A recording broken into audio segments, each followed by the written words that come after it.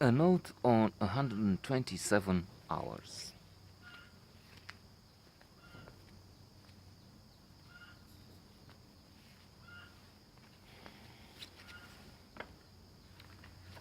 This is an extraordinary tale of courage, resilience, going beyond the limit, and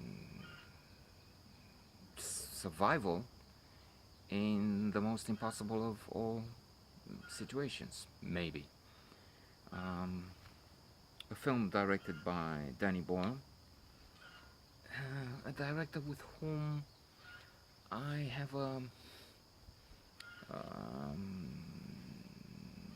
I'm tempted to say a difficult time. Um, I don't know how to take his films because there's one which is outstanding, train spotting. All right. Then there's The Beach, which, in spite of having Leonardo DiCaprio in the title, leading role, Tilda Swinton, and other actors, and the story is fabulous. I loved the book, but the film was, if not a disaster, really. I mean, it's watchable, maybe, but still a flop if we consider the premises, the material, which is excellent, the star. Uh, I don't know what happened.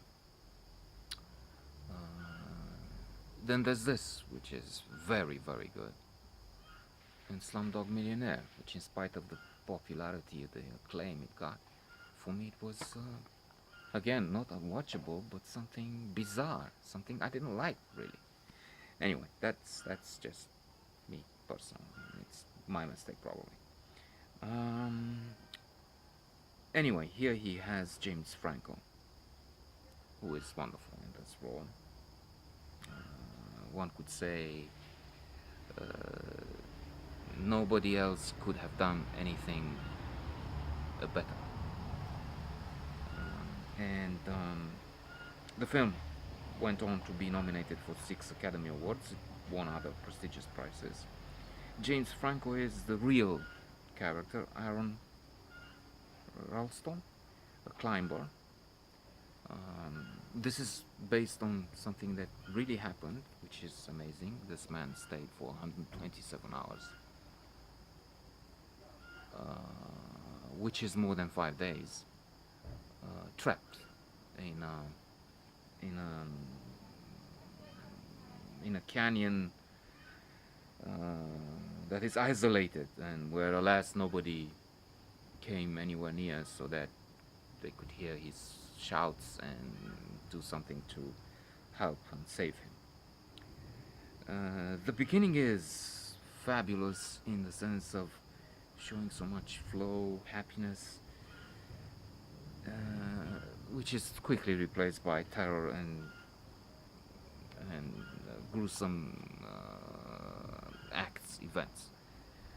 But I was thinking, this is a man in flow, in the zone. Flow is a classic of psychology, written by Mihaly Csikszentmihalyi, which talks about peak experiences, about uh, what it takes to be living with full intensity, having feedback, engaged with what you're doing, forgetting about uh, self.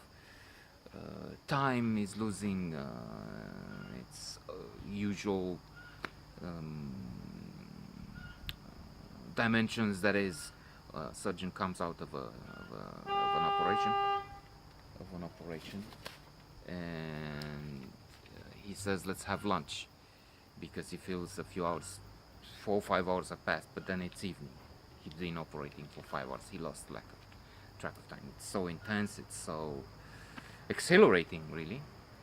And the opposite, a ballerina on stage for under a minute, she feels like it was a day because of the intensity.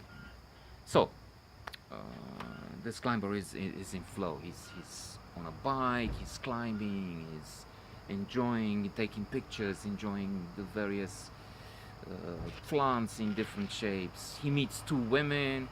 One is Mara, Cape Mara.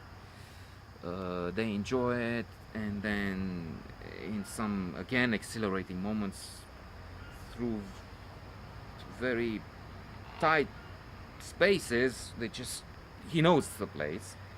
They just let themselves fall, and they fall for a long time, only to get into a mirific, sensational pool. Water that is so clean, so has such a splendid color. This is heaven, really.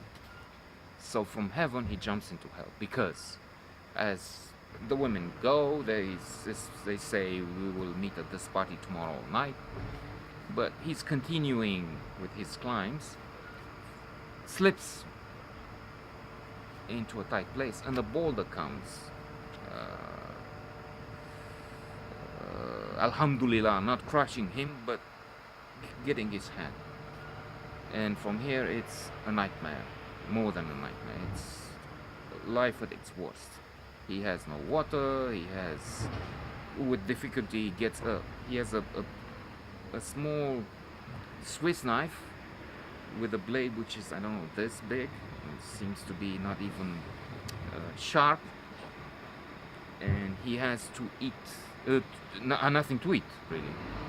He has to drink his own urine. And finally, he has hallucinations. He sees moments with his girlfriend, his family, and all that. And that makes the film again interesting, because it's not just seeing him there. It's a complex fresco. But then he finally has to cut off his hand with that, and that's terrifying, really.